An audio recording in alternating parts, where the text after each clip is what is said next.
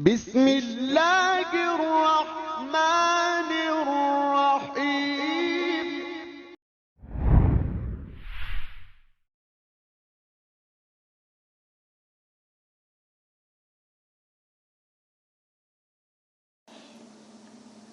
بسم اللہ الرحمن الرحیم نحمدہ ونصلی علی رسولہ الکریم، اما بعد۔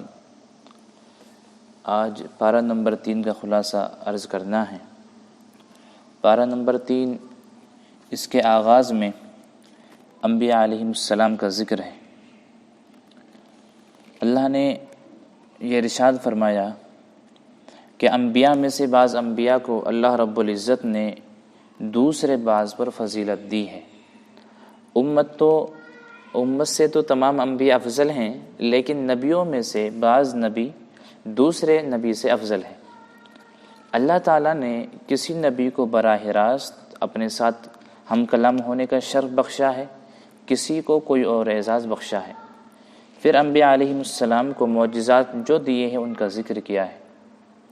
اسی پارے کے دوسرے رکوع میں آیت الکرسی ہے، جو قرآن کریم کی افضل ترین آیت ہے۔ اس کے پڑھنے کا اہتمام کرنا چاہیے۔ حضرت ابراہیم علیہ السلام کا جو نمرود کے ساتھ مناظرہ ہوا ہے، اس کو تفصیل کے ساتھ بیان کیا ہے، کیونکہ نمرود خود کو سجدے کراتا تھا، خدائی کے دعوے کرتا تھا۔ ابراہیم علیہ السلام نے دلیل کی طاقت کے ساتھ نمرود کو خاموش کرایا ہے۔ اسی طرح سود کی حرمت کا بیان فرمایا ہے۔ سود کی حرمت کو بیان کرتے ہوئے جہاں اور وعید بیان فرمائی ہیں، وہاں اہم ترین وعید یہ ہے کہ اللہ تعالیٰ نے سود خور کے ساتھ، سود کھانے والے کے ساتھ اعلان جنگ فرمایا ہے۔ جنگ کا ضابطہ یہ ہے کہ جس سے جنگ ہوتی ہے، ایک فریق دوسرے فریق کی سب سے قیمتی چیز تباہ کرتا ہے۔ اللہ تعالیٰ کے یہاں قیمتی چیز ایمان ہے۔ سود کھانے والا جب سود کھاتا ہے، جب سود کو حلال سمجھتا ہے، ایمان ختم ہو جاتا ہے۔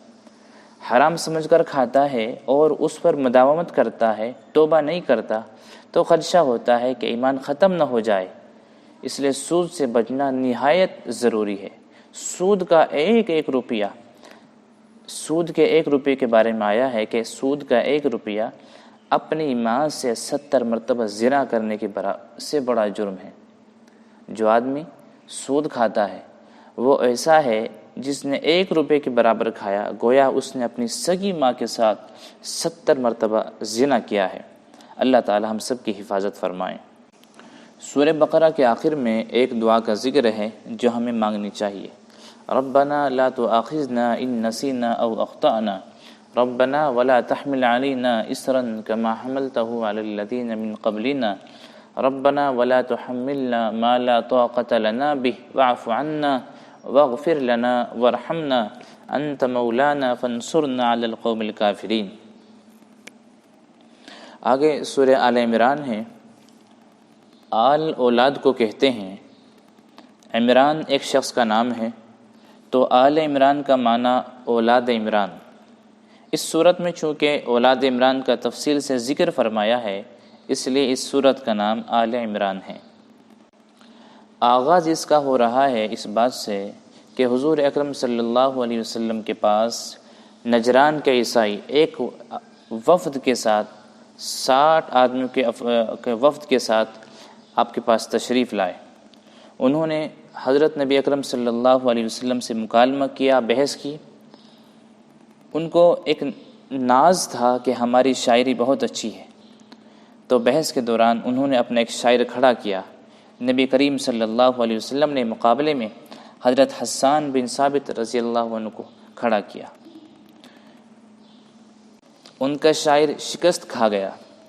پھر ان لوگوں کو خطابت پہ ناز تھا، تو اب انہوں نے اپنے خطیب کو کھڑا کیا۔ حضور صلی اللہ علیہ وسلم نے ثابت بن قیس کو اپنا خطیب پیش کیا، اس پر بھی وہ شکست کھا گئے۔ جب دلائل کی باری آئی تو حضور صلی اللہ علیہ وسلم نے خود دلائل بیان فرمائے۔ اس صورت میں دلائل ہیں اس بات کے کہ حضرت عیسیٰ علیہ السلام اللہ کے بندے ہیں، اللہ کے نبی ہیں۔ عیسیٰ علیہ السلام اللہ اور خدا نہیں ہیں۔ پھر اس صورت میں یہود و نصارہ کے جرائم کو بیان فرمایا ہے۔ یہ ظالم انبیاء علیہم السلام کو ناحق قتل کرتے تھے، ناحق خون ریزی کرتے تھے، اللہ کے نیک بندوں کو تنگ کرتے تھے، ظلم و تشدد کرتے تھے، ان کے جرائم کو بیان کیا ہے، اور ہمیں یہ حکم دیا گیا ہے کہ ایسے مجرمین سے الگ رہو، ان کے ساتھ اپنی دوستی اور محبت قائم نہ رکھو۔ پھر اس صورت کے اندر 3 اہم واقعات بیان کیے گئے ہیں۔ حضرت مریم علیہ السلام کی والدہ کا ذکر ہے، اولاد نہیں تھی، منت مانی کہ اللہ تو بیٹا دے، میں اس کو تیرے دین کے لیے وقف کر دوں گی۔ اللہ نے بیٹی عطا فرمائی۔ حضرت مریم کی والدہ کو احساس ہوا کہ بیٹا ہوتا تو میں تیرے دین کے لیے پیش کرتی، بیٹی کیا کرے گی؟ اللہ رب العزت نے بڑا پیارا جواب ارشاد فرمایا، وَلَيْسَ الذَّكَرُ كَالْأُنثَىٰ، جو بیٹا تو نے مانگا ہے اس بیٹی کی طرح نہیں ہے جو ہم نے دی ہے۔ بسا اوقات دینی معاملات میں بیٹیاں بیٹوں سے بھی بڑھ جاتی ہیں۔ اللہ کی رحمت سمجھ کر بیٹی کو قبول کرنا چاہیے، دل چھوٹا نہیں کرنا چاہیے۔ پھر نظر کا مسئلہ بھی بیان فرمایا ہے، نظر اللہ کے لیے ہو، غیر اللہ کے لیے نہ ہو۔ حضرت زکریا علیہ السلام کا ذکر فرمایا، آپ کے یہاں اولاد نہیں تھی، انہوں نے بھی دعا مانگی، اللہ نے ان کو بھی یحییٰ جیسا بیٹا عطا فرمایا۔ یہاں ایک بات ذہن نشین فرما لیں، ولی کی کرامت کو دیکھ کر اللہ سے مانگنا چاہیے، ولی سے نہیں مانگنا چاہیے۔ ولی کی کرامت کو دیکھ کر ولی سے مانگنا یہ عیسائیت ہے، اور ولی کی کرامت کو دیکھ کر اللہ سے مانگنا یہ اسلام ہے۔ پھر حضرت عیسیٰ علیہ السلام کی پیدائش کو بیان فرمایا ہے کہ اللہ نے آپ کو کلمہ کن سے پیدا فرمایا، آپ کلمہ کن سے پیدا ہوئے، بغیر ظاہری اسباب کے پیدا ہوئے۔ آخر میں یہود کا ایک نظریہ تھا، اس کا ذکر کیا ہے۔ یہود کا نظریہ تھا کہ عیسیٰ علیہ السلام کو سولی پر چڑھا دیا گیا، قتل کر دیا گیا۔ اللہ نے یہ بات قرآن میں سمجھائی ہے کہ نہیں، حضرت عیسیٰ علیہ السلام پہلے اللہ نے فرمایا انی متوفیکا، کہ موت میں دوں گا، آپ کو تسلی دی ہے۔ اس کے بعد فرمایا ورافعک، میں تمہیں آسمان پہ اٹھا لوں گا۔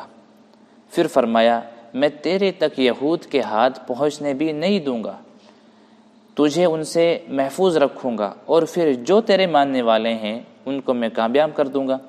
حضرت عیسیٰ علیہ السلام آسمان پر زندہ ہیں، قیامت سے پہلے آئیں گے۔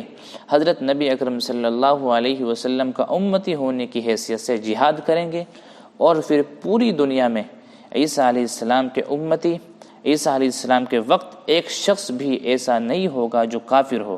اللہ تعالی ہم سب کو ایمان کی نعمت عطا فرمائے، اللہ تعالی ہم سب کو نیک اعمال کرنے کی توفیق عطا فرمائے۔ وآخر دعوانا ان الحمد للہ۔